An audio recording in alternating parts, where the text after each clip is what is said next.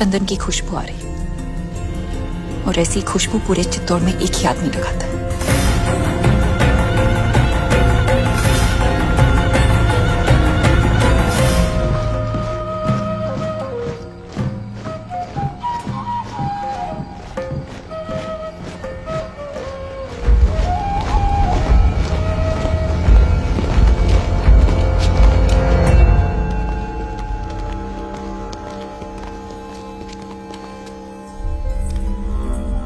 आधी रात में सिपाही भेज के इस तरह बुलाने का मतलब क्या है हुकुम?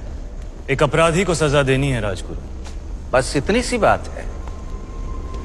ये कार्य कल सुबह भी तो हो सकता था। अपराध संगीन है, निर्णय तो आज रात को ही होगा। कौन है अपराधी? आप।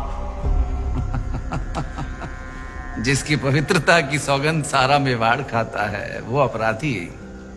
जिसने रावल रतन सिंह को सिंहासन पर बैठना सिखाया है वो अपराधी। ऐसा क्या अपराध हुआ है हमसे हुकुम? जब रावल अपनी रानी सा के साथ एकांत में थे, उन पलों को देखने की हिम्मत की है आपने। मनगढ़ंत। प्रमाण क्या है? सुजान सिंह, हुकुम।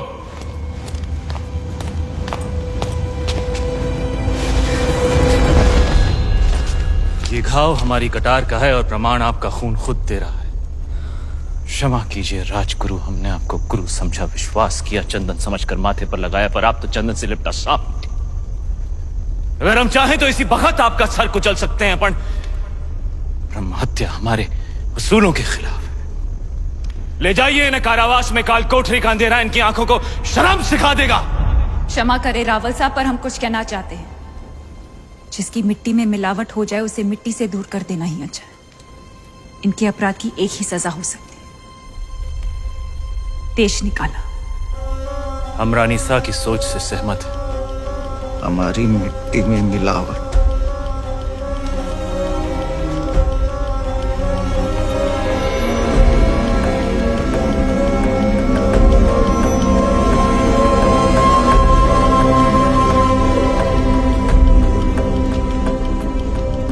लो पी ली हमने अपमान की आग, लेकिन इस आग में जलकर चित्तौड़ राख हो जाएगा। विदा करने से पहले अपने गुरु के पांव नहीं छुएगा। सुजान सिंह, हुकुम।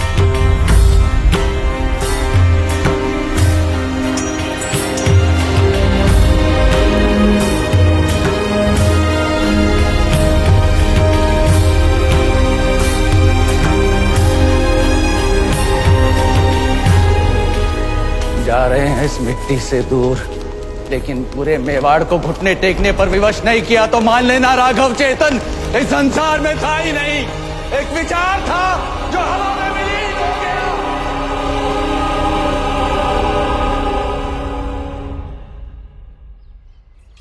बड़े अब्बू, आपने अलाउद्दीन चाचा को कारा की जागीर क्या दी? उनके तो तेवर ही बदल गए।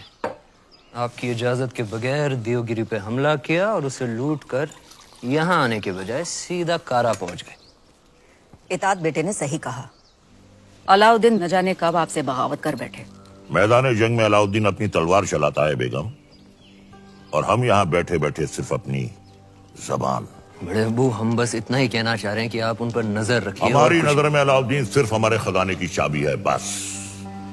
हम कल ही करा जाते हैं। वो देवगिरी लूट कर आया है, हम उसको लूट कर आते हैं। सुभान अल्लाह, लाजवाब है तुम्हारा हुस्न, जिसने इन लोहे की जंजीरों को भी कीमती बना दिया। फिक्र मत करो, तुम हमारे हरम में बहुत खुश रहोगी जीताए।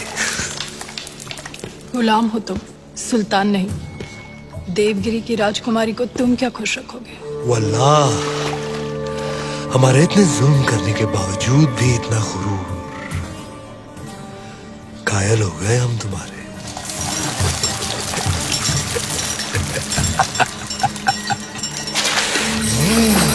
सरदार, आपका मंसूबा कामयाब हुआ। मरहबा। आप चाहते थे कि सुल्तान हिंद कारा आए, और वो आ गए।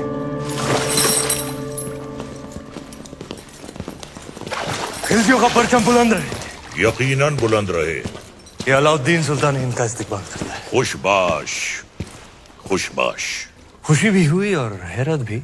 आप बगैर इत्तला किए अचानक कारा में कैसे?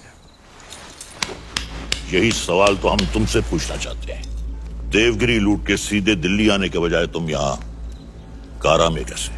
तो क्या सुल्तान हिंद को अब हम पर एतबार नहीं रहा? ये सारा खजाना देवगिरी से लूट कर आप ही के लिए तो लाए हैं।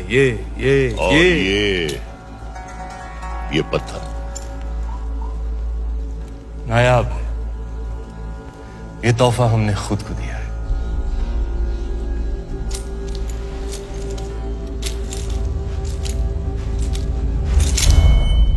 वाह सुभान अल्लाह। इस बेशकीमती याकूत की असली जगह तो सिर्फ और सिर्फ सुल्तान हिंद का ताज है। लेकिन तुम मायूस ना हो अलाउद्दीन, हम भी तुम्हारे लिए एक बहुत ही नायाब तोहफा लेकर आए। ये गुलाम